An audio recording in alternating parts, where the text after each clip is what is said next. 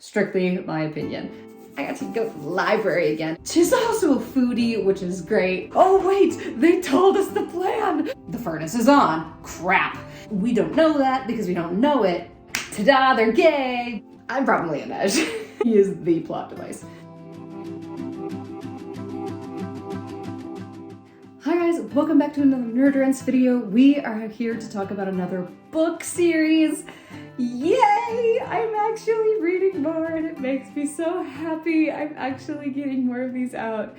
Oh my gosh, I went through like a year and a half reading slump. It was bad. But we are back up and running and we are kicking it off. We had the Inheritance Cycle, we had the Hunger Games books. I am going to, I think, speaking of the Hunger Games books, I think I'm going to save talking about Sunrise on the Reaping until the movie comes out in November so I can have a little compare and contrast going on. But I did get Sunrise on the Reaping during the Christmas season and read it in a week. So I have read it, and it is the first Hunger Games book that I've read prior to watching the movie, which is really fun and kind of this cool thing to have the knowledge going in beforehand. So that's great, and I'm looking forward to this. I'm very excited for the movie to come out. So that'll be fun. That'll be a video probably in November, right? So looking ahead to that, I'll be watching that movie as soon as I possibly can.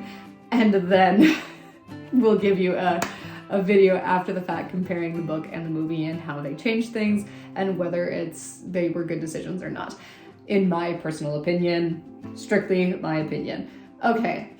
But for now, we're going to talk about the Six of Crows duology by, I don't actually know how to say her name. Is it Lee Barduga or Leah Barduga? I'm pretty sure it's Lee based on how it's spelled, but it's spelled really weird for as simple as a name as it seems to be.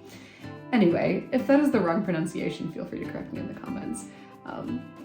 It's not really the big thing on my brain when I am reading a story and getting engrossed in everything else. I'm remembering all of the characters' names more so than the author's name, which I have her last name. That's pretty good.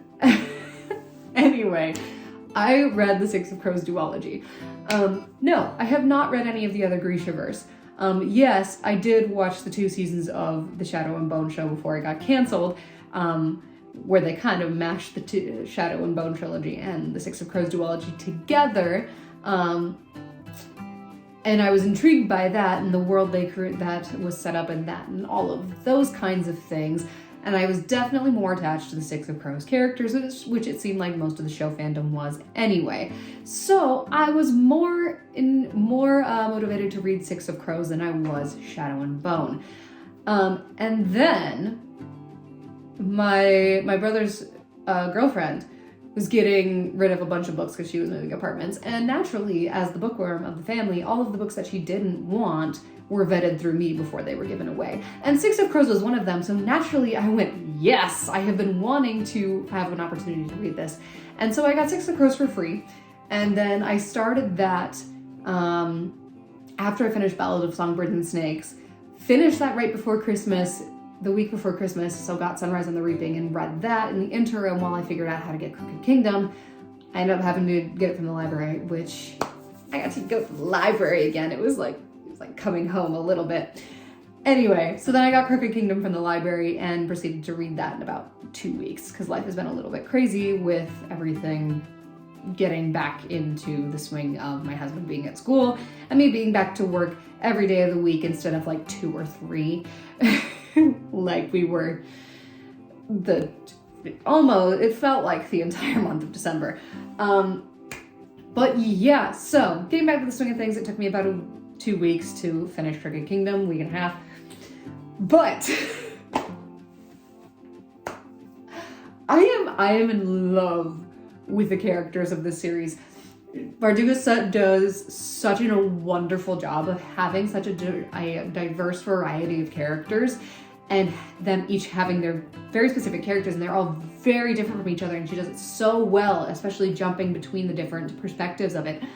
Oh my gosh, they're so good, because like none of them are that similar. None of them are that similar.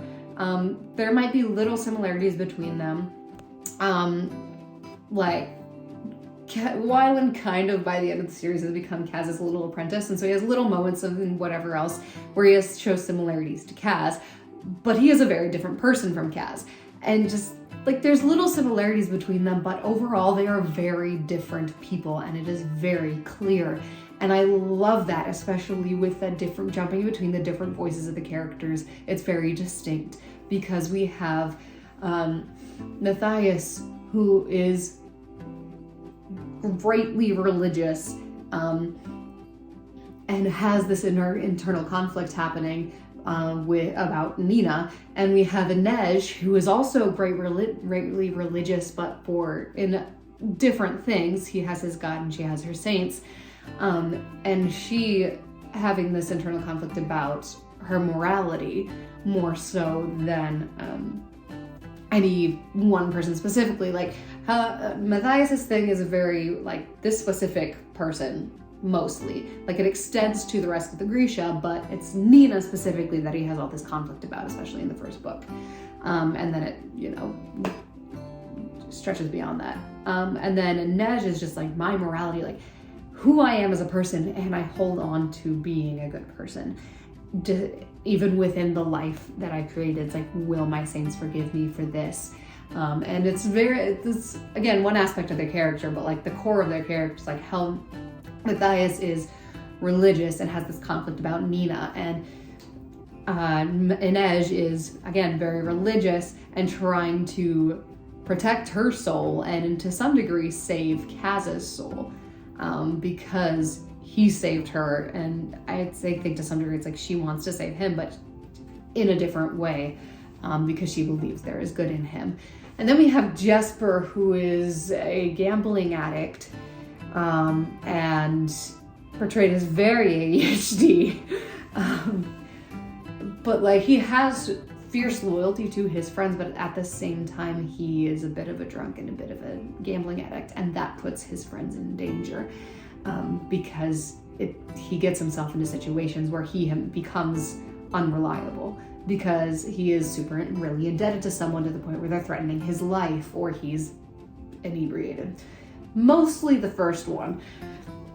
But we have Wylan, who comes from prosperity and is then, because of events, is forced into poverty of the barrel and adjusting to that, and him trying to hold to not becoming a criminal, but also how do I survive in this new environment that I'm in, and how he develops and learns from Kaz, and it's great, and him gaining his self-confidence. And then we have Nina, who is the Grisha of the team, despite other things that I won't spoil yet. I'm going to do overview and then I'll spoil everything. Then we have Nina, who is very different from all of that. Like, she is in Ketterdam for the sole purpose of trying to help Matthias, who she got imprisoned. And she is wildly loyal to her country of Ravka and to her people, and one of her strongest desires is to return to Ravka, to finish her training as a heart runner, to become a soldier of the Second Army again. And she's also a foodie, which is great. We love it. But like these wildly different characters, and she portrays all of their differences so well, and their different voices when we change perspectives and chapters so well, and I love it. Especially like Kaz. Oh my gosh, Kaz, the mastermind himself. The man is literally thinking like 10 steps ahead of every single person, and he is making plan after plan and contingency after contingency for every possible thing that could go wrong. And he only gets like outthought. No, not even outthought. Like he only gets like outplanned like twice. One of them is his own fault. He has a moment of weakness and he singles out Inej, and therefore she gets targeted. And the other moment is when someone from his past, the person from his past returns, and he gets flustered and realizes, my Mark did the thing I wasn't expecting him to do. And then he has a moment where he has to reconfigure his brain. And then all of a sudden he's on top of everything again. Like, so many of their plans work out. Their plans always work out in the end. And Vertigo does an amazing job of following the rule of, if they tell you the plan, it's going to fail. And if you learn very little about the plan, it's going to work. And it's so good. Like, I went through the first book and I was just along for the ride. And then I looked back at it while I was reading Sunrise on the Reaping, and I was just like, oh gosh, she follows this rule so well. That's so good. I wasn't even thinking about that because I was wrapped up in the rest of the story. And so then I was reading through the second book, and that was then at the back of my mind. And so then whenever they would like explain a plan, I was really into the story, so I didn't always think of that rule immediately. But something unexpected would happen, and suddenly I'm going, oh wait, they told us the plan! Of course it's gonna go wrong! But I was just sitting there like, I was, the plans, okay, we'll put, full disclosure, I started watching Six of Crows, after I finished reading Ballad of Songbirds and Snakes, but also right after I had finished watching Leverage. And so my brain was in heist mode anyway, and so I was reading, which is what got me like, oh, I need to read Six of Crows now. Because I think I had it before I started reading the Hunger Games trilogy. And I just did the Hunger Games trilogy because that was another one that I really needed to get through. But so I got myself in a heist mood with Leverage, and then I read Six of Crows. And oh my gosh, I love it. Cass Brecker is Nate Ford, but on a whole nother level. Because Nate, he thinks maybe 5-6 steps ahead, and his plans can go wrong like all the time. And then we have Cass Brecker, who there might be hiccups in the plan, but once he's adjusted his brain to that, flawlessly. Like, the final plan goes flawlessly. It's amazing. And then they're doing like the wrap up where they reveal all the twists and turns and like, this was rigged and this was rigged and that was rigged and he just had everything fixed. And they start revealing the different things, and I'm going, oh wait, of course he did! Of course he did! And all of the pieces would click together as they like started introducing a thing. I'm like, oh, this is amazing. So I love how she structures the story and the plans and all that. It's so good. Okay.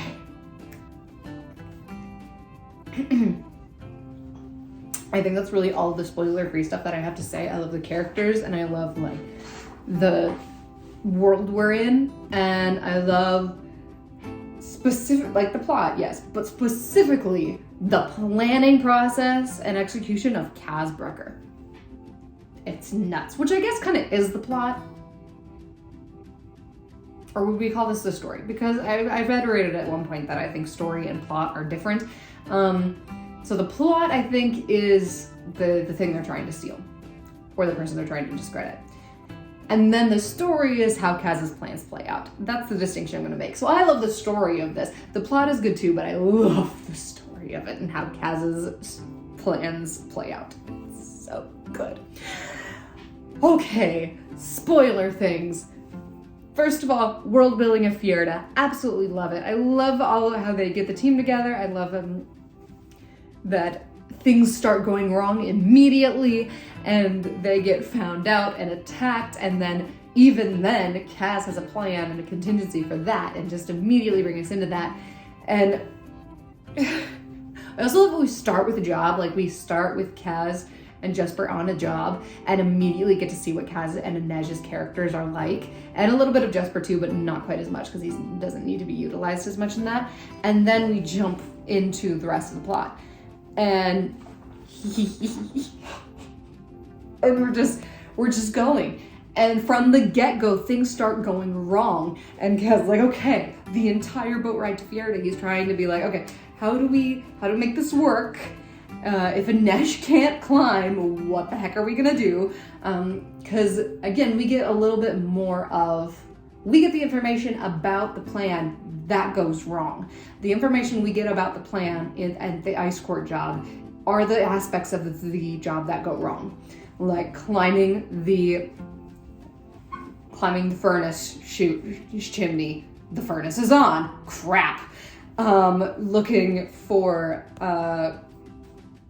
Barrow in the cell block before going into the Citadel. I believe the central part is the Citadel. Maybe I'm wrong. Correct me if I'm wrong. And instead of Nina and Matthias going, Nina and Kaz go, and that goes wrong. And it's just the fact that all the little aspects that we got of the plan go wrong, but the parts that we don't know play out seamlessly. Of course, we don't know that because we don't know it, those aspects of the plan. But as we have like Kaz's perspective or the different characters and their part of the job looking back, it's like, this is working out exactly how it was supposed to, or it works even if it doesn't work out exactly how it's supposed to. And it's so good. I love it. I love it. I also love Nina and Inej's relationship so platonically. They're amazing girlfriends. Like we love strong platonic relationships, and so having Nina and Inej's strong female relationship, so good. Love them, especially because they're kind of sort of opposites. Like there's not a whole lot of similarities between them, but it's so good. Like Inej is so solemn and stoic because of what she's gone through. And then we have Nina, who is super perky and in every situation, pretty much no matter what is happening, she's this perky girl, but she's a powerhouse because she's a heart render. Okay, so good. Yes, relationships in this are also very well done. Like Nina and Matthias' relationship, I love the build-up and the payout is so good. Inej and Kaz, like she gets you rooting for them. It's so good. Jesper and Mylan is the only relationship that I don't really care about. For a multitude of reasons. Like, it's not that she doesn't set it up well. I think she does better than a lot of other media that I have seen where they try to set up a homosexual relationship. It builds a lot better versus so many things in media where it's just like, ta-da, they're gay because we need them to be, because we need to represent. And I'm just like, no, this is dumb. So she does a better job with the buildup of it, but I still personally do not care about their relationship. Like, I'm not rooting for their relationship. Because for me, it just doesn't incite any kind of excitement or endearment. I don't care. Because personally, I don't agree with that lifestyle. So I'm just like, you guys vibe. I don't care very much. I'm cringing. When we had the payout in Cricket Kingdom, I was cringing.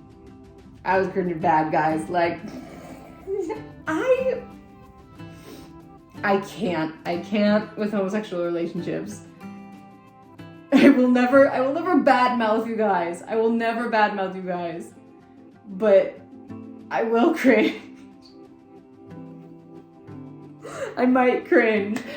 But yeah, I think like all of the moments where the romance was like before the romantic pinnacle of the situation, she does their relationship very well. But any moment she threw in that she was like they were trying to be flirtatious or romantic, I was just like just a little cringe. It got worse and worse as we got closer to the climax of that relationship reveal. But yes, just little bits of cringe. But the rest of their relationship was fine. Like, I love the way Jesper teases people. I mean, he does it mostly to Wylan because he's trying to make him squirm and be flirtatious. But we love a guy that teases the people he loves. whether platonic or romantic or whatever. We love a guy who teases the people he loves. Yeah, I was just not invested in their relationship. It was okay as platonic, and for the most part, there were cringe moments because they were trying to be flirty. But overall, I was not invested in their relationship. But I was totally invested in Helnik and Kinej.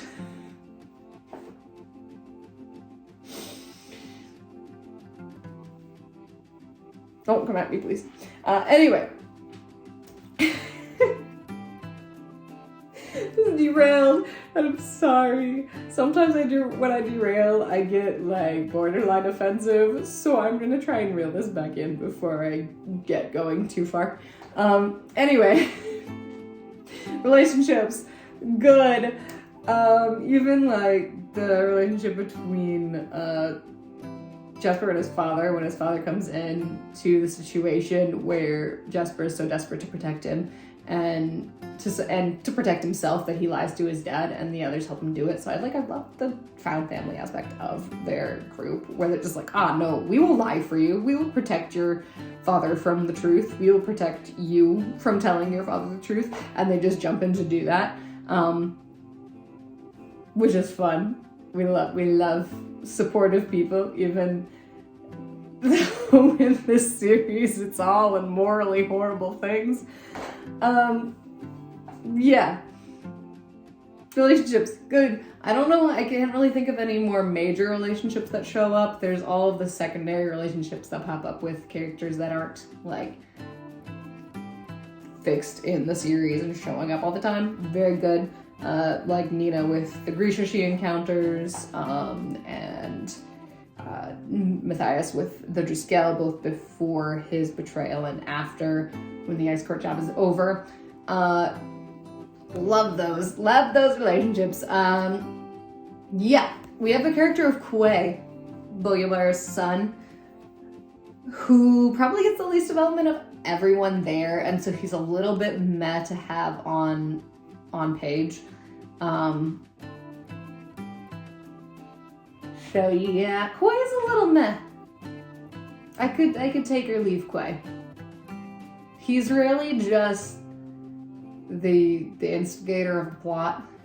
Like, he is the reason the plot happens in both of the books, technically.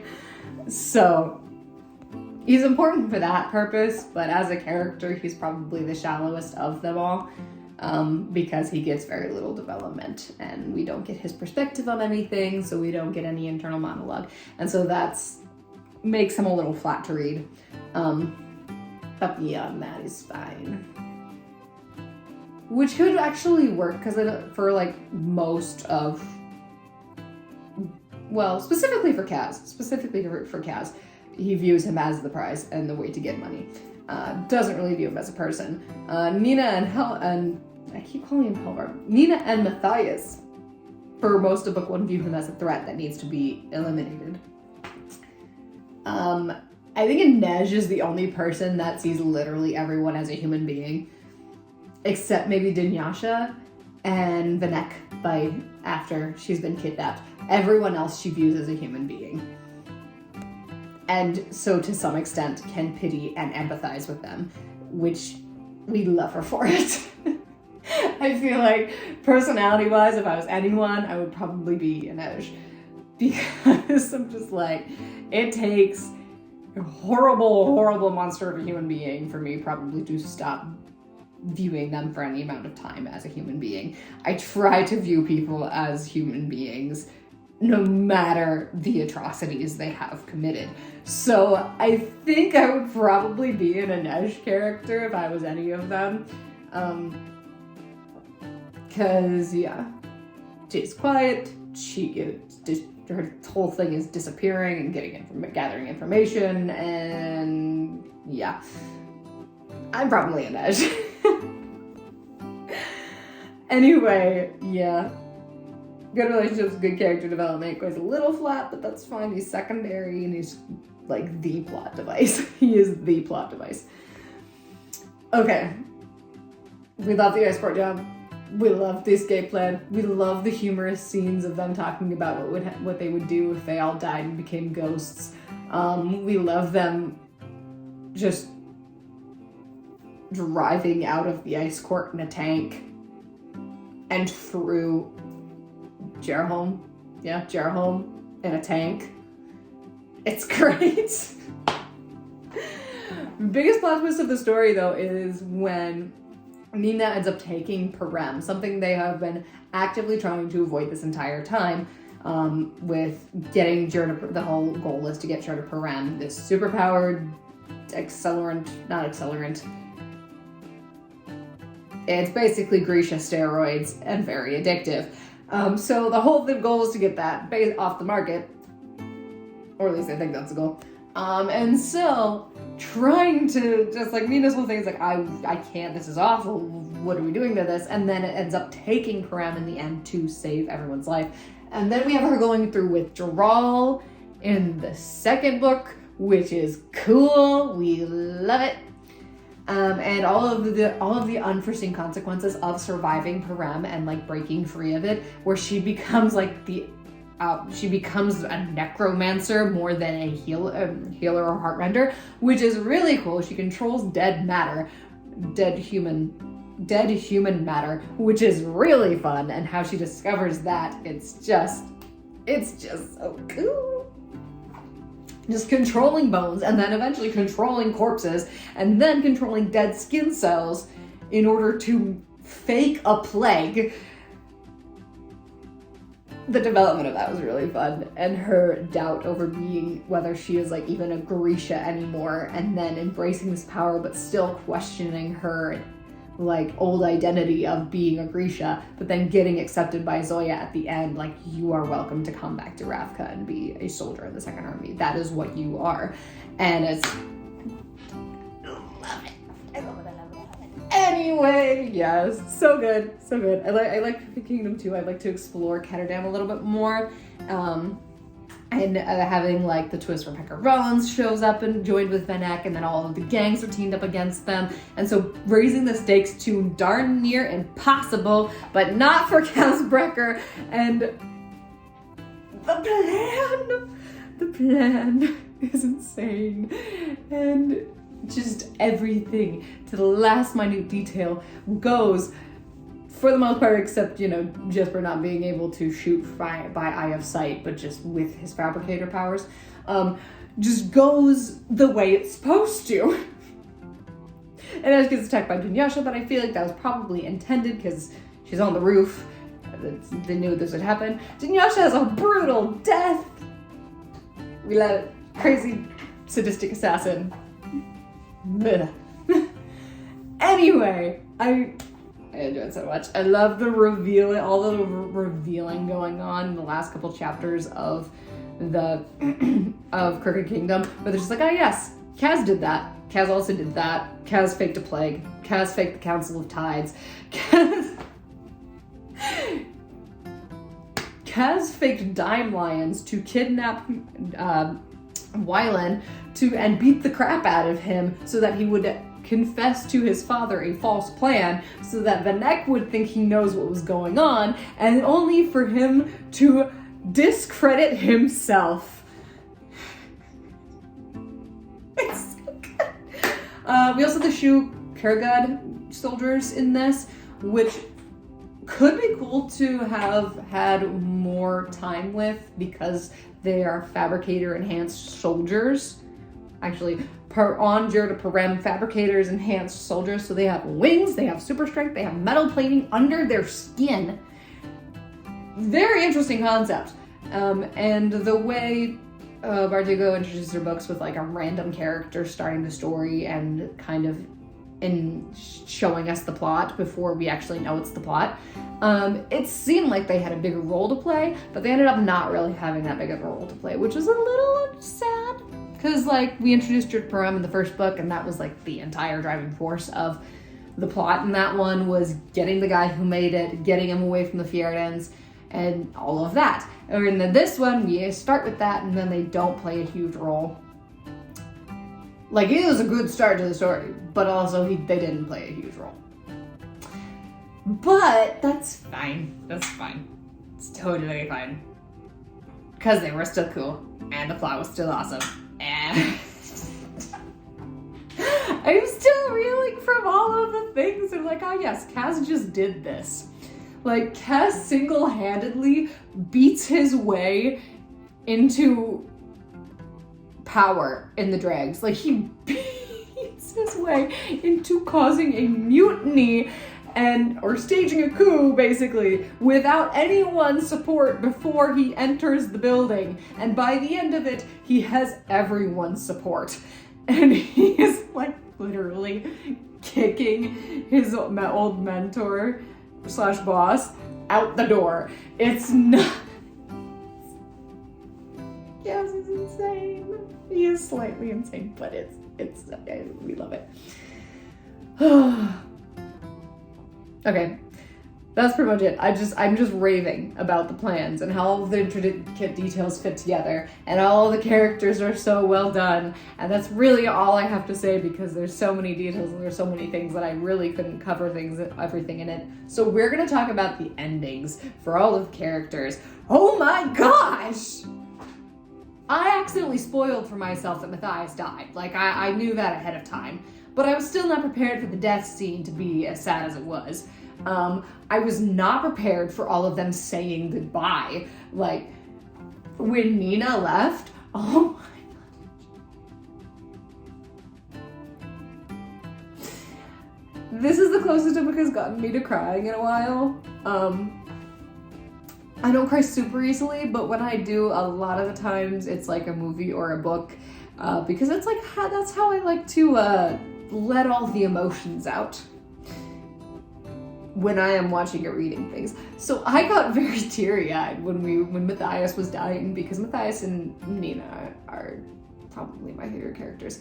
So when Matthias and Nina were saying goodbye forever, and then when they were saying goodbye to Nina for who knows how long, while she goes off to bury her boyfriend in the ice of his home without getting herself killed because she's Grisha, and the Fjerdans think Grisha are unnatural and need to die.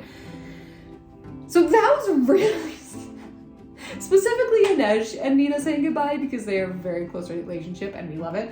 So yeah, all of them saying goodbye was really tough. It was hard. It was sad. And then we just skip 3 weeks and Kaz is on business as usual. And then he gets Inej her ship to fight slavers. And she asks him to help her on Ketterdam's side of things. And he found her parents and got a message to them to come to Ketterdam to find their daughter.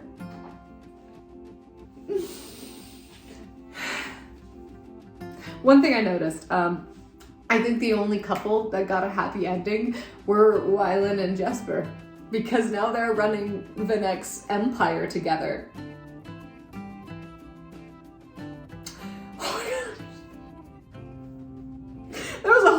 About payment between Jesper and Wylan when he was first like, will you really stay and like help me read things because I can't, and there's a whole talk about payment, and it was I was cringing so bad. It's like, guys, no. Because, oh my gosh, I was constantly forgetting that they were all teenagers. Like, they all have so much trauma that they act like adults, and so I kept forgetting that they were teenagers until they would make a comment like that, and I'm like, no, you babies, do not talk about that. You're literal children. So yeah, I was cringing for that entire conversation. But anyway, they're the only couple that got a happy ending because Matthias died. So Nina's all alone with the promise that she's going to try and like show mercy to the Fjerdans and maybe change their minds about the Grisha, which she like can't do by herself. The whole thing was her and Matthias were supposed to go together and find a way to change all of the Driscoll's mind. And now she can't do that. So all he asked of her was to show mercy. Mercy on the people who straight up killed him, even though she doesn't know that. He never tells her, and that's another level of just awful, that she doesn't even get to know how he got shot and killed. She doesn't get to know that. She gets no closure about how he died. The only closure she gets is that she gets to bury him. That is it. Which is probably the better closure, but like, how long do you think it will be eating her up inside that she doesn't know how he died?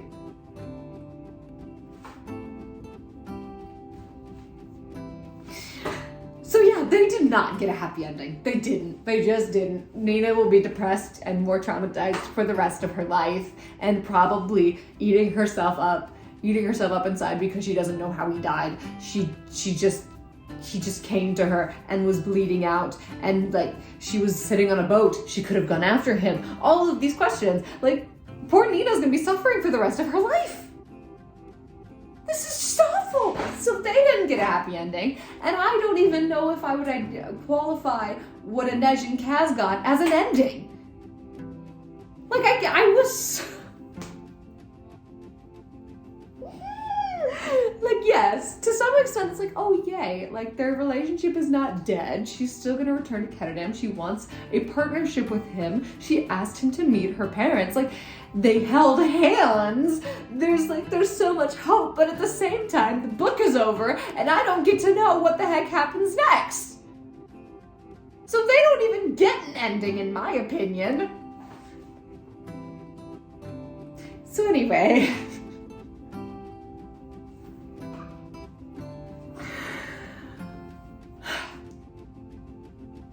For some reason, the gay couple's the only one that got a happy ending, and I'm a little upset about it. Because that's the only relationship I didn't care how they ended.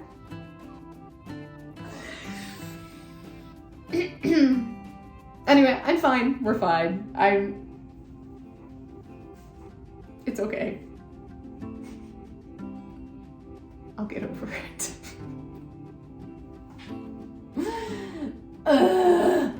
Getting a book about Inej's adventures hunting slavers and her partnership with Kaz would be interesting.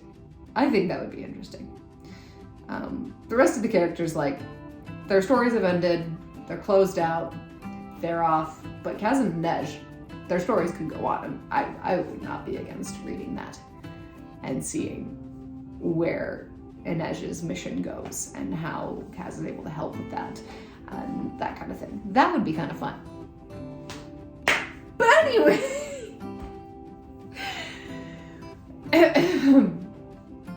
those are my thoughts. However scattered and disorganized on the Six of Crows duology.